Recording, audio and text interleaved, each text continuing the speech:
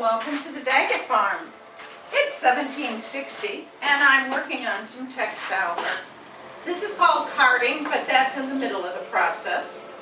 Actually in 1760 it takes us about a year to go from sheep to shirt. We start in the spring by shearing our sheep and we get what we call a very dirty fleece. The second step to our textile process is going to be to pick the wool. Picking the wool is not just picking out pieces of debris. What's more important about picking the wool is to pick apart and separate the fibers, because the next step is going to be to wash the wool in warm water and soap and then rinse it. And what you need to do is have the water and the soapy water go in and out of the wool without agitating it, because agitating will ruin the wool. So when we get enough picked, we put them in soapy water, and we also have our rinse water poured at the same time, so they're the same temperature, so that when the wool goes into the rinse water, it doesn't get ruined. So once we have clean wool, you'll notice there is a different color. There's about 90% of the lanolin that comes out of this wool, and that takes that tan color out of it and makes it workable. When we mention the carding, well, you can't make anything out of this. So what we have to do is we have to get the fibers in the wool going all one direction. So see how nice those strands stretch out? And that's what we're trying to do, is to comb or card all of the strands so that they're going all one direction. So, once this is carded by hand, it's called a roll-up.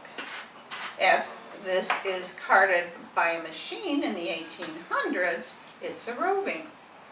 Well, I still can't make anything out of this. Come on in. Hi. But when you twist wool, 1, 2, you give it strength. Isn't that amazing?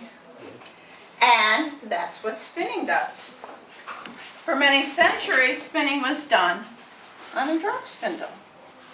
But in India, about the year 1000, someone decided that they would make it much more efficient. And they attached the spindle to the wheel. So this is called a walking wheel. Because while the drop spindle uses gravity to pull, the walking wheel will use the wheel to turn, and if we're quiet, we might hear it. Every one of those is a twist. And remember those fibers that we wanted to get going all one direction? Well, you can see all I have to do is put tension on it by tugging on it, and it twists it, and now we have something we can use to make clothes eventually. Wool has a wonderful capacity. If we looked at it underneath a microscope, there would be barbs in it that kind of grab on. So when I use the walking wheel, and I need to add to it, those barbs will catch on. This is going to break. It's the walking wheel. You walk back and forth. This is pretty thin, so if it breaks, it doesn't matter, because I can always catch it on again. There we go. Now, I'm doing this work. I did the picking, I did the carding, I'm doing the spinning. But in this colonial household, we just lost our wheel.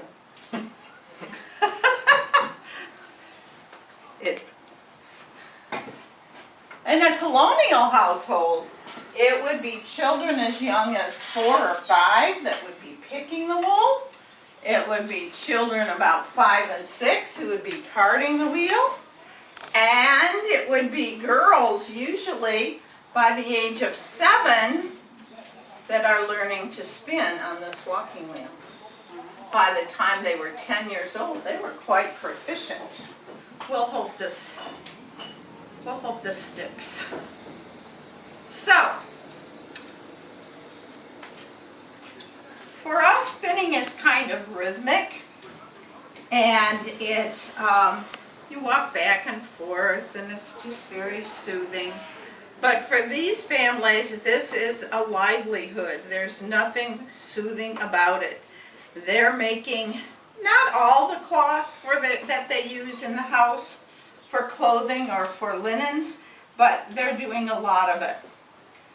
They would not be spinning or carding or doing this work on beautiful sunny days as long as there is something growing in the garden, because their number one priority is food. So there's those fibers all lined up. We twist it and give a little tug, and it will spin out. Now once we have enough wool collected on my spindle, we take it off and we roll it into balls. We have some already done over here. And what we'll do with these is we will put them on the wheel and we will twist them together and two-ply them so that they're even stronger. Once we do that, we take that raw wool and we put it on this tool. Now this is my favorite Colonial work. When you twist this and wrap it around, look what happens to your head and your body. It nods back and forth, doesn't it? Well, this is called a niddy-noddy. Isn't that cute?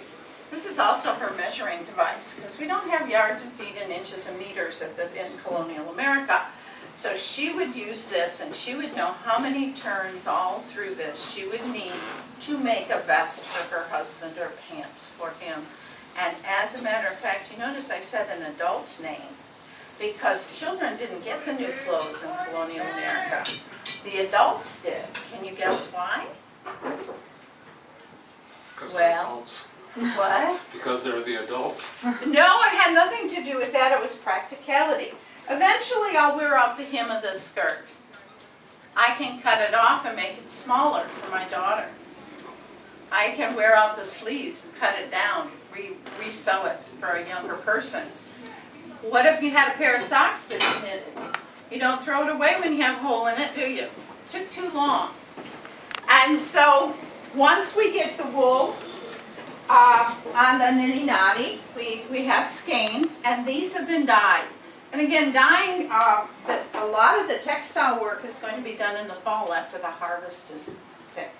Now, we can knit with this, or if the wool is fine enough, we can use it to weave. Then we can cut out the pattern, and we can make a vest for Dad, or an apron for Mom, or something like that. So, that is how you go from sheep to shirt, but it would take almost a year. Again, because this family is too busy with food, and this is on the side, but you'd always be busy. Thank you. Thank you.